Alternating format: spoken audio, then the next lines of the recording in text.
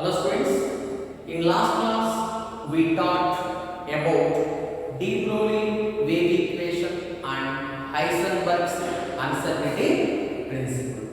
So continuation to that last class, now I will discuss a one small numerical problem based on time period. In last class we given the shortcut formula for time period. Based on that one problem is there. In an atom,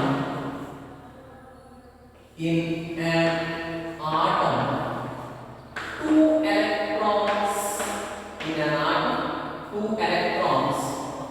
revolve around the nucleus. Revolve around the nucleus. Revolve around the nucleus. In an atom, two electrons revolve around the nucleus. In a circular orbits.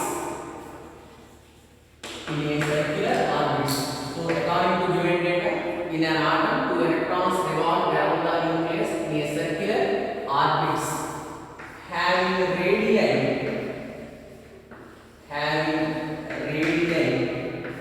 capital R and capital 4R. Having radii R and 4R.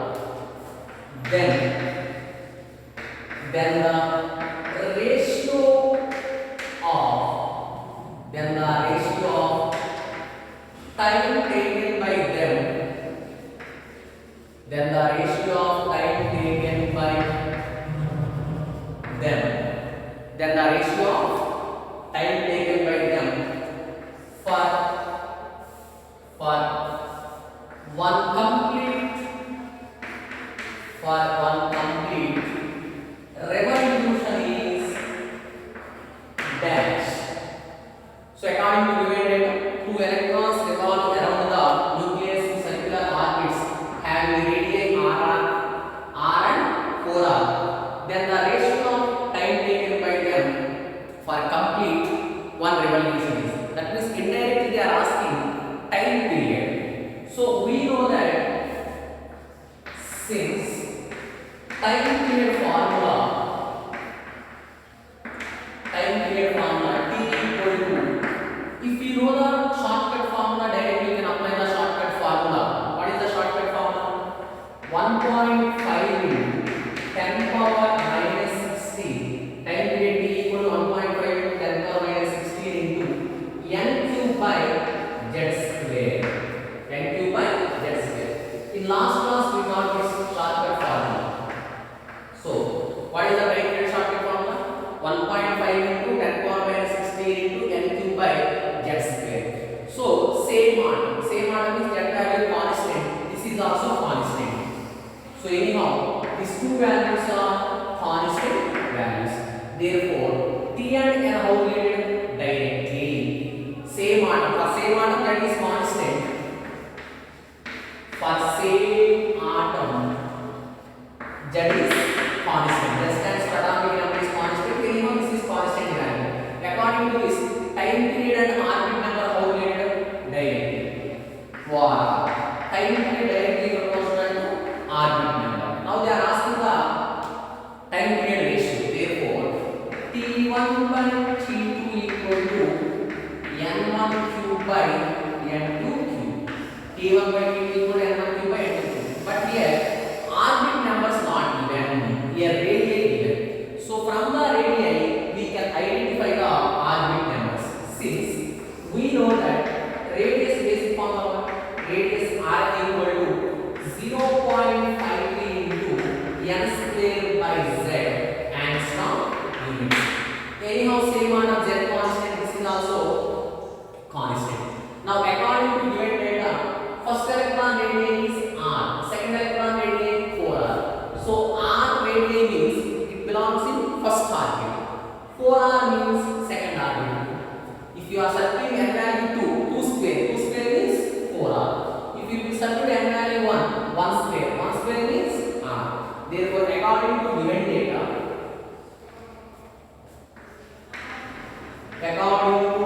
data, radii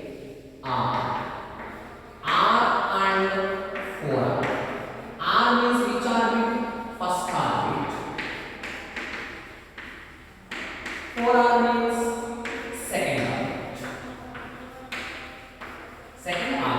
If 8R they will give. 8 means which argument we have to identify. R 16R they will give like that. So according to given data, area is R and 4R. So R means first argument. Why? If you are selecting n value 1 square means 1. If you subtract n value 2 square means 4. If you subtract n value 3 square 9. If you subtract n value 4 square 60. So here R and 4R means which arguments they are first and second arguments. Therefore n1 value 1 and n2 value 3. Therefore n1 value 1, this is for radius R, and second case n2 equal to 2, this is for radius 4R. Therefore time period raised to t1 by t2 equal to, in place of n1 first argument 1 cube by, in place of n2 second argument 2 cube. Therefore 1 cube by 2 cube 1 by 8. Therefore ratio is 1:8. So what is the ratio for time taken for one complete revolution? Is answer is 1:8. Just you should remember that according to given data, radius R and 4R. R corresponds to first argument 1 square R. 4R corresponds to second argument 2 square. 2 square means 4R. Therefore 1:8. So the time period shortcut formula you should remember. If you don't know the shortcut formula, then go through conceptual method. So in examination, if you forget the shortcut formula, then go through conceptual method. So time period formula, actually since velocity formula, velocity V equal to distance traveled by time. Velocity V equal to distance by time. Time T equal to distance by velocity. Here, in case of orbits, around the nucleus electron revolves in the circular orbit. In case of orbits, this time is nothing but time period. This time is nothing but time period capital T. This distance is nothing but circumference of orbit. Circumference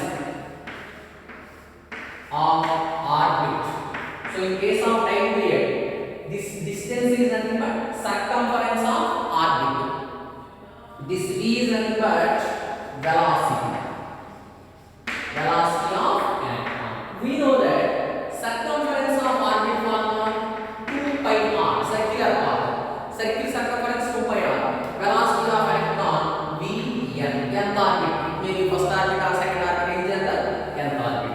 That equal to 2 pi into radius of electron formula 0.53 is the time taking 0.53 into n square by z angstroms. Here velocity I am taking in SI system meter per second. Therefore 1 angstrom unit is replaced as 10 power minus 10 meters divided by velocity of electron in nth orbit. In last class we got the shortcut formula 2.18 into 10 power 6. 2.18 into 10 power 6 into z by n meter per second.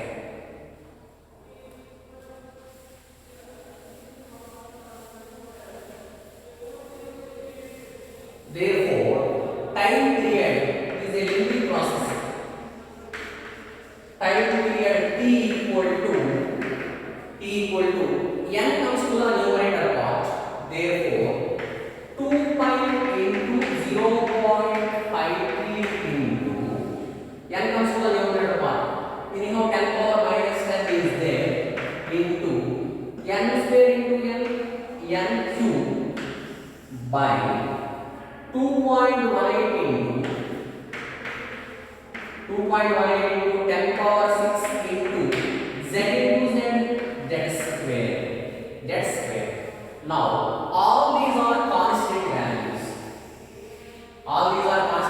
2 into pi value 3.14 into 0.53 by 2.18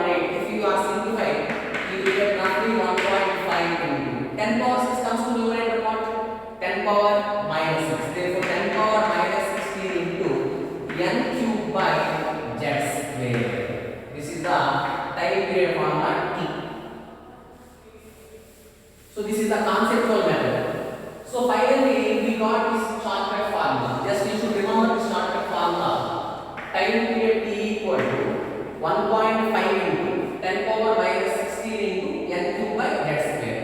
For same atom, this entire value is constant. Therefore, time period directly proportional to what? N cube. Therefore, T1 by T2, first case by second case equal to n1 cube by n2 cube. For radius r, r is nothing but first orbit. Therefore, 1 cube by 4r. 4r means second orbit. 2 square. 2 square is nothing but 4. 4r. Second orbit 2 cube. Therefore, 1 by 8. That equal to 1 is to 8. So this is the conceptual method. My advice is directly should remember this shortcut formula. Time will be saved. Instead of deriving this formula, directly time period t equal to 1.5 into 10 power minus 16 into n cube by z square. Directly should remember that formula. Time will be saved. So this is about time period formula. Next concept is a small equation is there. Schrodinger's wave equation.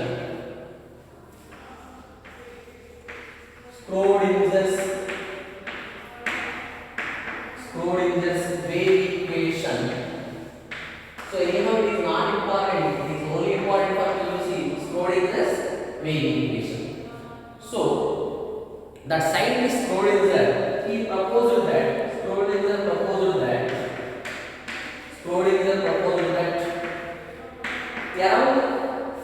around the nucleus, Schrodinger proposed that around the nucleus electron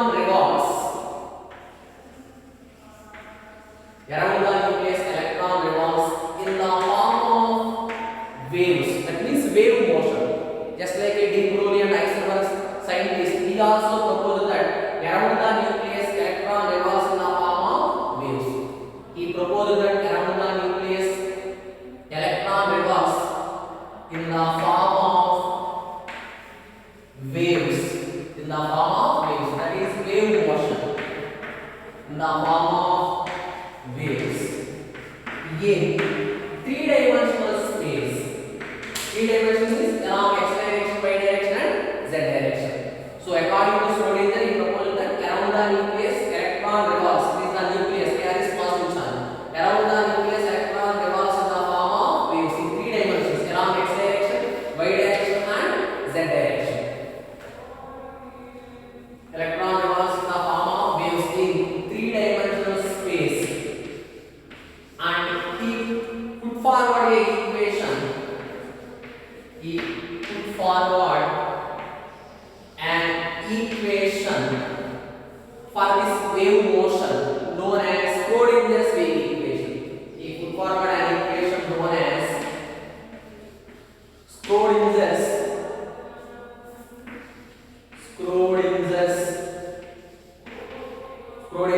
wave equation under the heading of quantum mechanics. Under the heading of quantum mechanics. Actually it comes in physics. Quantum mechanics. So just you should remember that Schrodinger proposed that around the nucleus electron revolves in the three dimensions, along x direction, y direction, z direction in the form of waves. Whenever it revolves in the form of waves, for that wave motion, he proposed a equation known as Schrodinger's wave equation under the heading of quantum mechanics. Now the wave equation is as follows.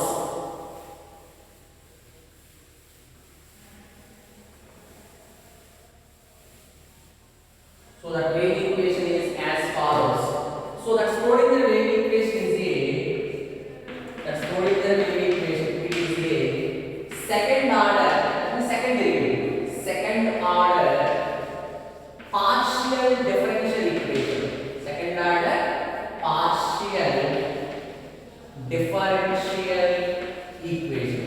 Second derivative equation it is a second order partial differential equation. It is as follows: dou square psi by dou x square. So it is a second derivative, second partial derivative. Complete derivative we are writing like this: d square psi by dx square. So this is second differential equation. Here it is a partial differential equation.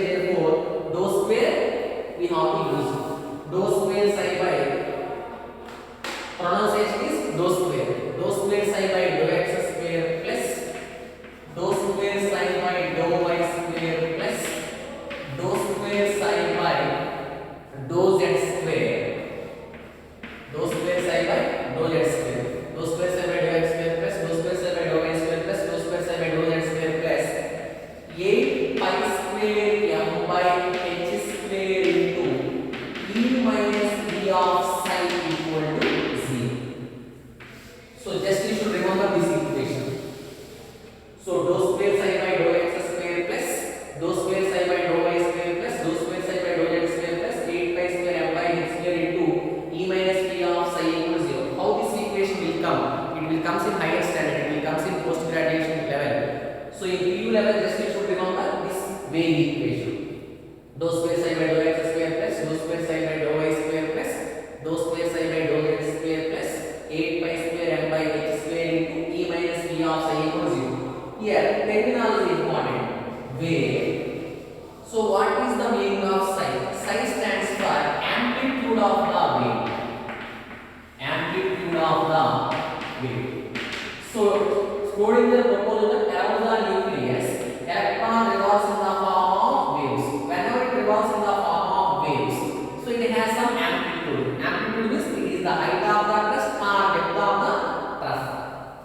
Amplitude is nothing but height of the crust or depth of the crust. Psi stands for amplitude of the wave, and E stands for total energy of electron. E stands for total energy of electron. V stands for potential energy of electron. V stands for potential energy of electron. E total energy. V potential energy of electron. M mass of electron. M stands for mass of electron. H we know Planck's constant. H stands for what? Planck's constant. Anyhow, psi we know. Next, x, y, z are coordinates. X axis, y axis, z axis, and psi anyhow wave function. So this dou square psi by dou x square indicates. Dou square psi by dou x square indicates second derivative or second partial derivative. Second partial derivative. Second partial derivative of psi wave function with respect to x. So second partial derivative of psi with respect to x. Dou square y by dou y square is second partial derivative of psi with respect to x, and so on. So this is Schrödinger's wave equation.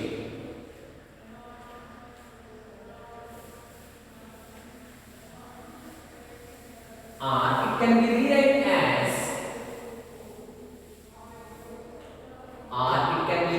as del square of psi. Del square of psi. Del square is nothing but one operator. Del square of psi plus 8 pi square m by h square into e minus v of psi equals 0. So this is another representation. So it can be rewritten like this: del square psi plus 8 pi square m by h square into e minus v of psi equals 0, where del square is Laplacian operator.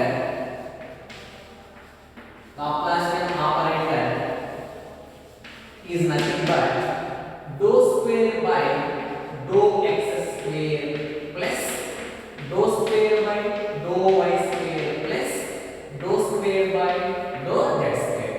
So in place of del square we have to substitute dou square by dou x square of psi. Therefore dou square psi by dou x square plus dou square by dou y square of psi.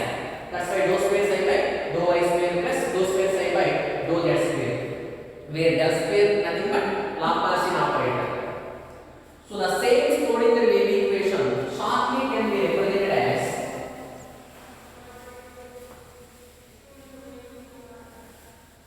in short it can be written as in short it can be written as Schrödinger wave equation h cap of psi equal to e psi. So short form of Schrödinger wave equation, h cap of psi equal to e psi, where h cap is one mathematical operator, where h cap is one mathematical operator known as Hamiltonian operator. H cap is known as Hamiltonian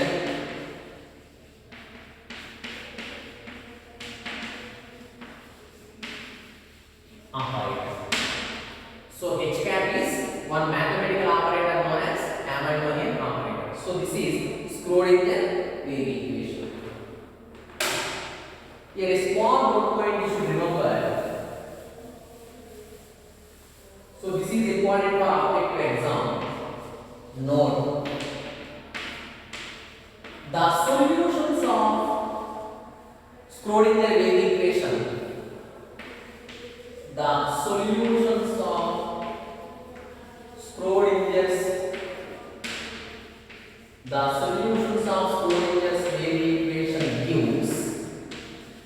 wave equation gives principal quantum number. So what are quantum numbers? After I will discuss.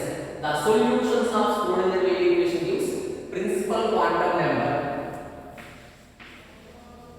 Principal quantum number, azimuthal quantum number, azimuthal quantum number, and magnetic quantum number,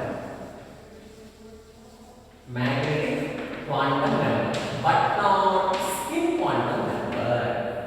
So that you should remember, but not memory based, but not spin quantum number. So it becomes a higher standard. So whenever that Schrodinger wave equation solutions which we will obtain, the final solution of Schrodinger wave equation gives mainly three quantum numbers: principal quantum number, azimuthal quantum number, and magnetic quantum number, but not spin quantum number. So that is the memory based point that you should remember. The solutions will come in higher standard. Next, the wave function node 2. This is node 1. Node 2. This also you should remember.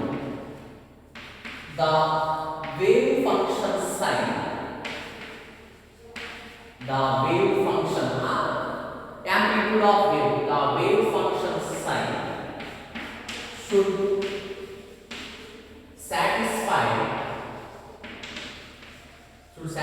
following boundary conditions. The wave function psi should satisfy following boundary conditions. So the psi should satisfy some conditions. What are the conditions? This first one, it should be a continuous. That wave function should be continuous but not discontinuous. It should be psi should be psi must be continuous. So it must be continuous. Next, second condition, it must be finite. Psi must be finite values. So psi must be continuous and must be finite values. And third one, psi must be single value functions. Single value function. So these are the conditions for psi. So these two node points you should remember. First node, the solutions of Schrodinger wave equation gives three quantum numbers: principal quantum number, azimuthal quantum number, magnetic quantum number, but not spin quantum number. And the conditions for the psi are: psi must be continuous, psi must be finite, and psi must be single valued function. So this is about Schrodinger's wave equation.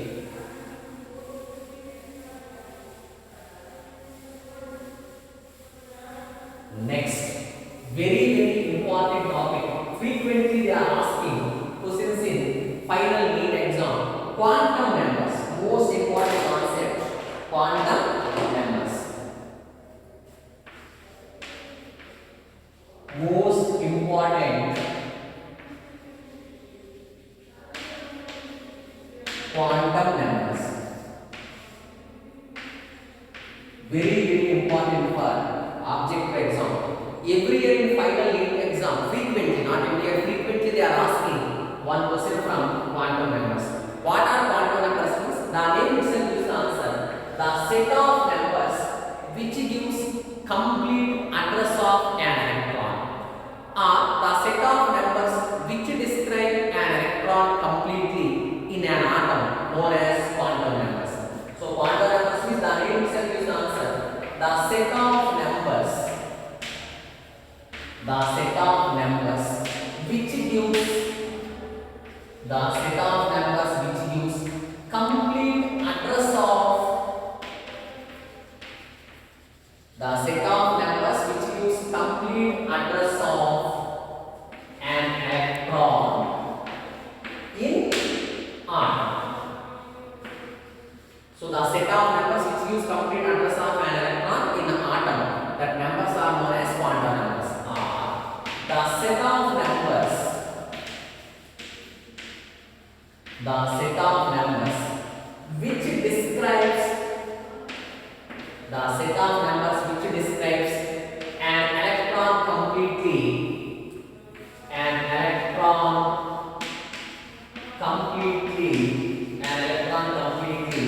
in an atom,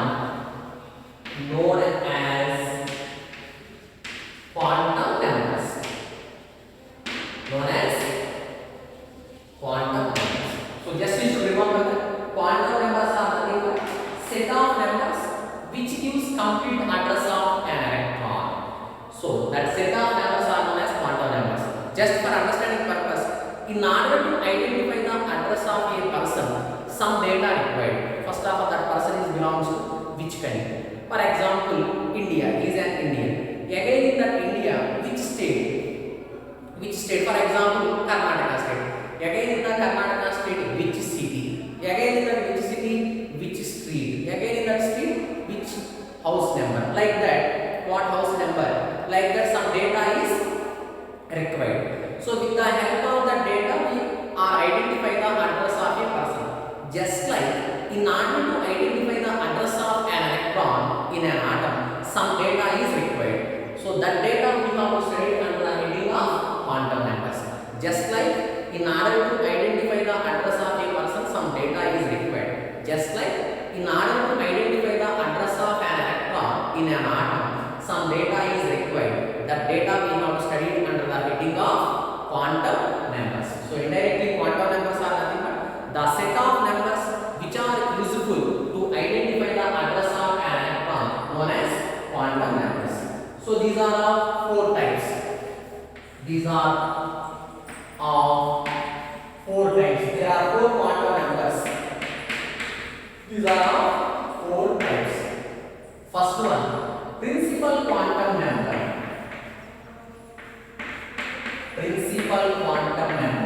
Denoted by symbol n. First, principal quantum number. Second one, azimuthal quantum number. Denoted as L. Different names are there. Azimuthal quantum number, other name. Subsidiary quantum number or orbital angular momentum quantum number. Orbital angular momentum quantum number, denoted as L. Third one, magnetic quantum number.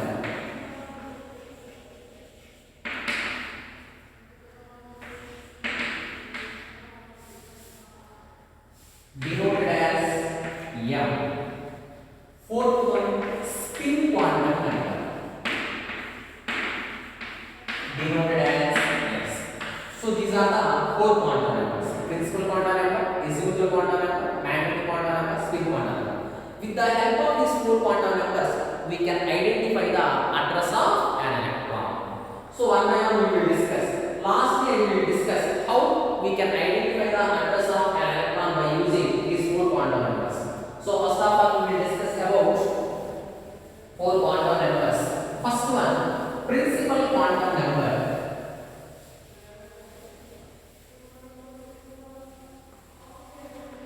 First one, principal quantum number n.